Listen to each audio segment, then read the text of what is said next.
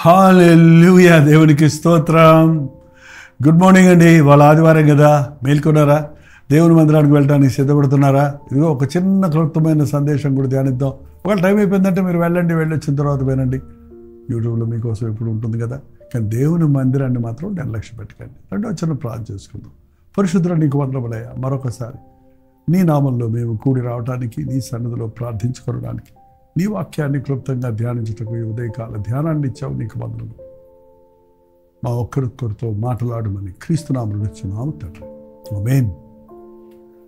Very good అండి, చాలా సంతోషం. బాగున్నారా? లేచారా? మేల్కొన్నారా? సిద్ధంగా ఉన్నారా? మరి మందిరానికి వెళ్ళటం గొప్ప, మందిరానికి వెళ్ళే అవకాశం మనం పొందటం గొప్ప. మామూలు సామాన్యులమైన మనం దేవునితో ముఖాముఖిగా సంభాషణ చేసుకున్నట్లు, దేవుని ముఖదర్శనం చేసుకున్నట్లు, దేవుని సన్నిధిలో పోయి నిలబడినట్లు, ఆయన సన్నిధిలో ఆనందించినట్లు మనకిచ్చిన ఈ ఆధిక్యత ఎంత గొప్పదో ఈనాటి క్రైస్తవులు గుర్తించడం లేదండి. పాత నిబంధనలో ఇశ్రాయేలీయులు దేవుని మందిరం లోపలికి వెళ్ళడానికి అవకాశం లేదు. మన దేశంలో చూడండి, గుడుల్లో ఆవరణలోకి వెళ్ళాలే కానీ గర్భగుడిలోనికి వెళ్ళటానికి అందరికీ అవకాశం లేదు. దేవుని సన్నిధిలోనికి వెళ్ళాలంటే ఆ రోజుల్లో రక్తము తీసుకొని ప్రధాన యాజకుడు మాత్రమే సంవత్సరానికి ఒక్కసారే వెళ్ళాలి.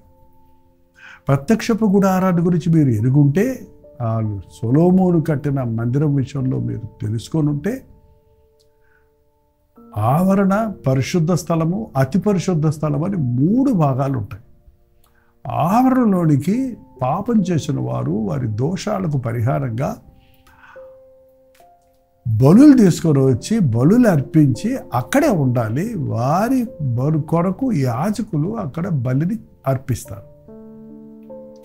పరిశుద్ధ స్థలంలోనికి దేవుడు ఏర్పరచుకున్న లేవి వంశస్థులైన యాజకులు మాత్రమే వెళ్ళగలరు. అందరూ వెళ్ళకూడదు. అక్కడికి వెళ్ళి అక్కడ ధూపం వేస్తూ ప్రజల నిమిత్తమై విజ్ఞాపన చేస్తుంటారు. అక్కడ సముఖపు రొట్టెల బెల్ల, దీపవృక్షము, యేసుక్రీస్తుకు సాదృశ్యంగా ఉన్న ఆ ధూపవేదిక, ఇవన్నీ కూడా పాత నిబంధనలో ఆ పరిశుద్ధ స్థలంలో ఉన్నాయి. అయితే అతి పరిశుద్ధ స్థలం అని ఉంది. అతి పరిశుద్ధ స్థలంలో మందస పెట్టి ఉంటుంది. ఆ మందస పెట్టిలో మన్నా పాత్ర, అహరోను చిగిరించిన కర్ర, 10 ఆజ్ఞల పలకలు మాత్రం ఉంటాయి. దాని మీద కరుణాపీఠం, ఒట్టి బంగారంతో చేయబడినవి 2 కెరూబులు, ఇక్కడ దేవుని సన్నిధి ఉన్నది జాగ్రత్త అని జ్ఞాపనం చేస్తూ ఉన్న మందస పెట్టి ఉంటుంది. ఆ అతి పరిశుద్ధ స్థలంలోనికి ప్రధాన యాజకుడు, అది కూడా సంవత్సరానికి ఒక్కసారి మాత్రమే వెళ్ళాలి.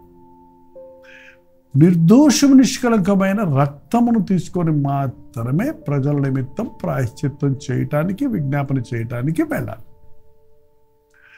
అయితే యేసు ప్రభు మన ప్రధాన యాజకుడు ఈ లోకంలోనికి వచ్చి మనందరి దోషాలను తను భరించి, ఆ దోషములకు రావలసిన శిక్షను భరించి, తన రక్తాన్ని చిందించి, గొర్రె పిల్లల రక్తం కాదు, ఎడ్ల రక్తం కాదు, నిర్దోషము నిష్కలంకమైన తన స్వరక్తముతో అతి పరిశుద్ధ స్థలంలోనికి ప్రవేశించి మన కొరకు ప్రాయశ్చిత్తం చేశాడు. యేసు ప్రభు ఎప్పుడైతే సిలువలో సమాప్తమైనది అని పెద్ద బిగ్గరగా కేక వేసి ప్రాణం విడిచాడో, అప్పుడు దేవాలయపు తెర పై నుండి కిందకి 2గా చీలిపోయింది. పరిశుద్ధ స్థలాన్ని, అతి పరిశుద్ధ స్థలాన్ని వేరుపరిచేటువంటి ఆ తెర కింద నుంచి కాదు, మనుషులు కాదు, పై నుండి కిందకు చిరిగిపోయింది. ఎందుకంటే ఇప్పుడు ఎవరైనా కూడా యాజకులు అక్కర్లేదు, మనకి మీడియేటర్లు అక్కర్లేదు, పాస్టర్లు అక్కర్లేదు.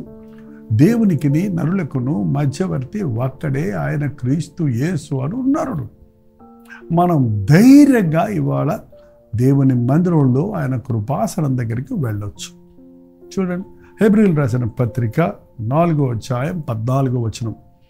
ఆకాశ మండలము గుండా వెళ్ళిన దేవుని కుమారుడైన యేసు అను గొప్ప ప్రధాన యాజకుడు మనకున్నాడు గనుక మనము ఒప్పుకున్న దానిని గట్టిగా చేపట్టుదుము. మన ప్రధాన యాజకుడు మన బలహీనతల యందు మనతో సహానుభావము లేనివాడు కాడు గాని సమస్త విషయములలో మన వలనే శోధించబడినను ఆయన పాపము లేనివాడిగా ఉండెను. గనుక మనము కనికరించబడి సమయోచితమైన సహాయము కొరకు కృప పొందునట్లు ధైర్యముతో కృపాసనమునొద్దకు చేరుదుము. సమయోచితమైన సహాయము కొరకు మనము ధైర్యముతో ఆయన కృపాసనము దగ్గరికి, ఆయన సన్నిధికి, ఆయన సింహాసనాసీనుడైన ప్రభు సన్నిధికి మనం ధైర్యంగా వెళ్ళొచ్చు. మన బాధలన్నీ, మన శ్రమలన్నీ, మన శోధనలన్నీ, వాటన్నిటినీ ఆయన జయించాడు కనుక మన వలె అన్ని విషయాల్లో శోధించబడి పాపము లేని వాడిగా ఉన్నాడు కనుక పాపులమైన మనకు పరిహారము చేయుటకు తన రక్తాన్ని చిందించి ఉన్నాడు కనుక ఈరోజు దేవునికి నీ నరులకును మధ్యవర్తి ఒక్కడే ఆయన ప్రభు అయిన క్రీస్తు యేసు క్రీస్తు ద్వారా ఈ రోజున మనకి పాప క్షమాపణ ఉన్నది.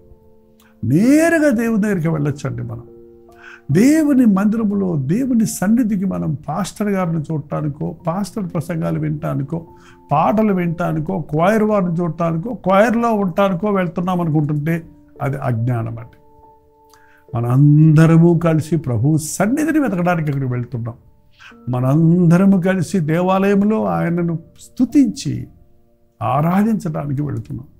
ఆయన నామములో ప్రార్థించటానికి వెళుతున్నాం. ఆయా సమయానికి అవసరమైన సమయోచితమైన సహాయము కొరకు వెళ్తున్నాం. దేవుడు తన వాక్కు ద్వారా మన అనుమానాలు తీర్చడానికి, మన బాధల నుంచి విడిపించడానికి, మనకు స్వస్థత కలుగు చేయడానికి, తన శక్తిని కుమ్మరించడానికి ఆయన మందిరంలో సిద్ధంగా ఉన్నాడు. దేవుని మందిరానికి వెళ్ళినప్పుడు మనం దేవుని సన్నిధిలో ఉన్నామన్న సంగతి గుర్తించుకోవాలి. మనం అక్కడికి వెళ్ళినప్పుడు దేవుడు మన మధ్య ఉన్నాడు. దేవాలయంలో కూర్చునేవాడు కాదు దేవుడు. ఆకాశము నా సింహాసనము, భూమి నా పాదపీఠము, వీరు నా నిమిత్తమై కట్టనుద్దేశించిన ఆలయము ఏ పాటిది? హస్తకృత్యమైన ఆలయములలో నివసించేవాడను కాను అన్నాడు ప్రభు. ఎక్కడ ఇద్దరు ముగ్గురు నా నామంలో కూడి ఉంటారో వారి మధ్యలో నేను ఉంటానన్న ప్రభు ప్రతి ఆదివారం ప్రభు బిడ్డలందరూ కూడి ఏకమనసుతో ప్రార్థిస్తున్నప్పుడు, ఏకమనసుతో ఆయన ఆరాధిస్తున్నప్పుడు, పాడి స్తుతిస్తున్నప్పుడు ప్రభు మన మధ్య ఉండటం, బలమైన అనుభవాలను మనం పొందటం, పరిశుద్ధాత్మని అభిషేకం పొందటం, పరిశుద్ధాత్మని సన్నిధిలో మనం పరిపూర్ణమై శుద్ధీకరించబడటం జరుగుతుందని. అందుకే దేవాలయానికి వెళ్ళాలి, దేవుని సన్నిధికి వెళ్ళాలి. దేవుని సన్నిధిలో సంపూర్ణ సంతోషం కలదు. మీకు ఎక్కడండి మందిరంలో ఉన్న సంతోషం ఏ ఎంటర్టైన్మెంట్లో మీకు దొరుకుతుంది? ఎంటర్టైన్మెంట్స్ కోసం ఆదివారం సండే హాలిడే అని చెప్పి వాటికి వీటికి వెళ్తుంటారు. అక్కడ ఎంతసేపు ఉంది మీ సంతోషం? ఎలా ఉంది ఆ సంతోషం? క్లబ్బులకి పబ్బులకి వెళ్ళేవారు వెళ్ళేటప్పుడు బాగుంటారేమో కానీ వచ్చేటప్పుడు వారి అవతారాలు చూడండి, వారి పరిస్థితి చూడండి, వారు ఎంత హీనస్థితికి దిగజారి వస్తారో చూడండి. ఎక్కడుంది సంతోషం? లోకంలో ఉన్న నవ్వులాటలు, ఆర్భాటాలు ఒక వ్యక్తికి నిజమైన పరిపూర్ణమైన సమాధాన సంతోషాలు ఇవ్వగలిగితే యేసుప్రభు ఈ లోకంలోనికి వచ్చి ఉండేవాడు కాదండి. అవన్నీ తాత్కాలికమైనవే. అవన్నీ మనిషిని మరింత మరింత మరింత బానిసలుగా చేస్తున్నవి. వాటికి అడిక్ట్ అయిపోతున్నారు, వాటికి బానిసలైపోతున్నారు. ఎంతమంది ఏదో తాగితే కిక్ వస్తుంది, ఏదో తింటే బలం వస్తుంది, లేక మూడ్ వస్తుంది అని ఎంతోమంది ఈ రోజున డ్రగ్స్కి బానిసలైపోతున్నారు. వారు సముఖంగా కూడారంటే చాలు అందరూ కలిసి చెడుగు చేస్తానికి సభ కూడుతున్నారే కానీ ఒకరినొకరు పాడు చేసుకోవడానికి ప్రయత్నిస్తున్నారే కానీ ఏ విధమైన ప్రయోజనం లేని వారిగా ఉన్నారు. అయితే దేవుని బిడ్డలమైన మనం కూడి వచ్చినప్పుడు ప్రేమ చూపుటకు, సత్కార్యములు చేయుటకు ఒకరినొకరు పురికొల్పుకుంటున్నాం. మనకు తెలియకుండానే మన తోటి వారి ఆనందంలో మనం ఆనందం పొందుతున్నాం, వారి భారాలలో మనం పాలుపంపులు పొందుతున్నాం. అసలు ఎవరు ఎలాంటి ఎటువంటి పరిస్థితుల్లో, ఎంతెంత బాధల్లో, ఎన్నెన్ని కష్టాల్లో మన ఎదుట వారు ఉన్నారు అన్నది మనం ఇతరులతో కలిసి సహవాసం చేస్తున్నప్పుడు తెలుసుకుంటున్నాం. చాలాసార్లు నాకే బాధలు అనుకుంటాం, నేనే బాగున్నాను అనుకుంటాం. కానీ నిజంగా దేవుని ఆత్మ కార్యముతో నింపబడిన వాడు ఎలా ఉంటాడు, ఏం చేస్తున్నాడు, లేక దేవునిని ఎరగని వారు ఎన్ని బాధలలో శ్రమలలో ఉన్నారు అన్నది మనం మందిరానికి వెళ్ళి ఇతరుల కొరకు ప్రార్థిస్తున్నప్పుడు, ఇతరులతో సహవాసం చేస్తున్నప్పుడు మనం ఎరుగలుగుతాం. అవునండి, క్రీస్తు యొక్క సన్నిధిని మనం అనుభవించినప్పుడు ఎందుకు మనం మందిరాలకు వెళ్ళాలి అని మళ్ళీ మళ్ళీ అడగొద్దండి. ఎందుకు ఆదివారం ప్రత్యేకంగా ఆచరించాలి అని చెప్పొద్దు. అది ప్రతిష్ఠ దినముగా, ఘనమైన దినముగా, ప్రభు ఏర్పాటు చేసిన దినముగా, ఆశీర్వదించిన రోజుగా ఉన్నది. నేను ఇలా చెప్తున్నప్పుడు కొంతమంది మీరు ఇతర దేశాల్లో ఉన్నవారు, మందిరాలు లేని స్థలాల్లో ఉన్నవారు, ముఖ్యంగా చెప్పాలంటే మీకోసమేనండి ఆదివారం కూడా అనుదిన ధ్యానం ఇవ్వటం. కొన్ని ఇతర దేశాల్లో ఉన్నవారు మీకు మందిరం లేక, ఉన్న తెలుగు ఆరాధనలు లేక, ఒకవేళ ఇంగ్లీష్ ఆరాధనలు ఉన్నా అవి సరైనటువంటి పద్ధతుల్లో కాక, సరైన డాక్ట్రిన్స్ లేక, ఎంతోమంది మందిరాలు మా చుట్టూ పరిధిలో 100 కిలోమీటర్స్ పరిధిలో లేదని కొన్ని దేశాల్లో, కొన్ని కంట్రీస్లో ఉన్నవారు, పరిసరాల్లో ఉన్నవారు చెప్తూ ఉన్నారు. అటువంటి వారికి నేను ఈ మాట చెప్తున్నాను. మీరు మందిరానికి వెళ్ళమంటారు, నేను ఎక్కడికి వెళ్ళమంటారు, ఇక్కడ మందిరం లేదే, అయితే దేవుడు మిమ్మల్ని క్షమించడానికి మీరు ఫీల్ అయిపోవద్దండి. ఎక్కడ దేవుని సన్నిధిలో మీరు ఎక్కడున్నారో అక్కడ విరిగి నలిగిన హృదయంతో మీరు కుటుంబం అంతా కూర్చొని మీ ఇంటిని ఒక మందిరంగా మార్చుకోండి. ఆది సంఘములో విశ్వాసులు ఇంటింటా చేరుకున్నారు. నీ ఇల్లే ఒక మందిరం అవ్వచ్చు. నీ కొలీగ్స్ను పిలుచుకొని ఒక 10 మంది కలిసి మీ గృహంలో ప్రార్థించుకోనండి, పాటలు పాడండి, దేవుని సన్నిధిలో గడపండి. దేవుని ఆత్మ మీ మధ్య ఉంటాడు. దేవాలయముగా మీరు, మీ కుటుంబంలో ఉన్నవారు దీవించబడతారు. దేవుని సన్నిధి మనం ఎక్కడుంది, కట్టడం ఎంత పెద్ద మందిరము, ఎంత పెద్ద స్పెషల్ మందిరం అని లేదండి. పాత నిబంధనలో ఒకే మందిరం ఉండేది, అందరూ యెరూషలేము వెళ్ళాల్సిందే. కానీ ఇప్పుడు అందరూ అంతటా మారు మనసు పొందాలని కోరిన ప్రభు ఎక్కడిద్దరు ముగ్గురు ఏకీభవించి ప్రార్థిస్తారో, ఎక్కడిద్దరు ముగ్గురు చేరి ఆయన నామాన్ని గణపరుస్తారో వారి మధ్యలో ఉండడానికి ఒకే సమయంలో ఇన్ని దేశాల్లో, ఇన్ని ఊర్లలో, ఇన్ని గ్రామాల్లో, ఇన్ని ఆలయాలలో ఆయన సన్నిధిని మనం చూడగలుగుతున్నాం. ప్రభువు దినము మీరు ఘనంగా ఎంచండి. వీలైనంత వరకు మందిరాలకు వెళ్ళండి. నిజంగానే మీరున్న పరిసర ప్రాంతాల్లో దేవాలయం లేకపోతే మీ ఇంటిని ఒక దేవాలయంగా మార్చుకున్నట్లుగా మీరు సిద్ధపడండి.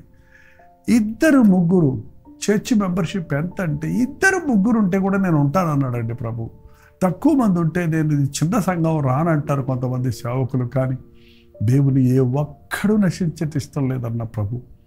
నిన్ను ఒకవేళ నువ్వు ఇద్దరిగా లేకపోతే ఒక్కడివే ఉంటే ప్రభు నన్ను ఇద్దరిగా చేయని మీరు ప్రార్థించండి. అద్భుతంగా దేవుడు మీరున్న స్థలంలో మిమ్మల్ని ఫలింపజేస్తాడు. అవకాశాలు ఉన్నవారు ఇళ్లలో కూర్చోకండి, దేవుని మందిరాలకు వెళ్ళండి. దేవుని సన్నిధిలో ఆయన నేరుగా పోయి సమయోచితమైన సహాయం, ఏ సమయానికి ఏది కావాలో అది అడుగుకోవడానికి ప్రభు సన్నిధికి వెళ్ళొచ్చు. ఇది కుదురుద్ది, ఇది కుదరదు, ఇది నేను ఇస్తాను, ఇది నేను ఇవ్వలేను, ఇది నేను చేస్తాను, ఇది నేను చేయలేను అనేవాడు కాదంట ఆయన. ఏ సమయానికి అది ఆర్థిక సహాయం కావాలా, శరీర స్వస్థత కావాలా, ఆధ్యాత్మిక అభివృద్ధి కావాలా, మానసిక ఆదరణ కావాలా, జీవితంలో తోడు కావాలా, కుటుంబంలో దీవెన కావాలా, పనిలో ఆశీర్వాదం కావాలా, దేవునికి ఏ లోటు ఉందో అది నువ్వు చెబితే ఆదివారము దేవుని సన్నిధిలోకి వెళ్ళి మొరపెట్టు చూడు. సోమవారములోగా నీ హృదయ వాంఛను, దైవ చిత్తానుసారమైన హృదయ వాంఛను ఎలా తీరుస్తాడో నీవే సాక్ష్యం చెప్పగలుగుతావు. ప్రభు దినాన్ని పరిశుద్ధంగా ఆచరిద్దాం. ప్రార్థన. పరిశుద్ధుడా నీకు వందనములయ్యా. ఈ రోజంతా నీ సన్నిధిలో గడిపే భాగ్యం, నీ కొరకు బతికే భాగ్యం, నీ వాక్యాన్ని చదివి ధ్యానించుటకు, ప్రార్థించుకున్నటకు, నీ సువార్తను ప్రకటించుటకు, నీ మందిరంలోనికి వెళ్ళి తోటి విశ్వాసులతో ఆరాధించుకొని ఆధ్యాత్మిక బలం పుంజుకొనుటకు మా ఒక్కొక్కరికి నీ సహాయం చేయమని క్రీస్తు నామములో అడుగుచున్నాను తండ్రి. ఆమేన్. తండ్రి అయిన దేవుని యొక్క ప్రేమయు, కుమారుడైన క్రీస్తు యొక్క కృపయు, ఆదరణకర్త అయిన పరిశుద్ధాత్మ యొక్క సహవాసం కూడి వచ్చిన మనందరికీ ఇప్పుడు సదాకాలము తోడైండును గాక. ఆమేన్. దేవుని స్తోత్రం. మీ ప్రార్థనా సందర్భ భారాలు 954041 నెంబర్కి ఒక టెక్స్ట్ లేక వాయిస్ మెసేజ్ ద్వారా వాట్సాప్ పెట్టండి. మీ పక్షాలను మేము ప్రార్థిస్తూనే ఉన్నాం. ప్రభు మీకు తప్పక సహాయం చేస్తాడు. డాక్టర్ శ్రీపల్లి నుండి చాలా లైక్ చేయటం, షేర్ చేయటం, పేరు ఊరు కామెంట్ సెక్షన్లోకి వచ్చి టైప్ చేయటం మర్చిపోకండి. కల్వరి చర్చిలో జరిగే ఆరాధన లైవ్ ఇస్తున్నాం. మీ అనుకూలతను బట్టి వీక్షించండి. మధ్యాహ్నం 3 గంటల హెచ్చరిక, అలాగే 9 గంటల కలుపుని ప్రతి తోడు మళ్ళీ కలుసుకుందాం. అంతవరకు దేవుని మహాకృప మీకు తోడైనది గాక.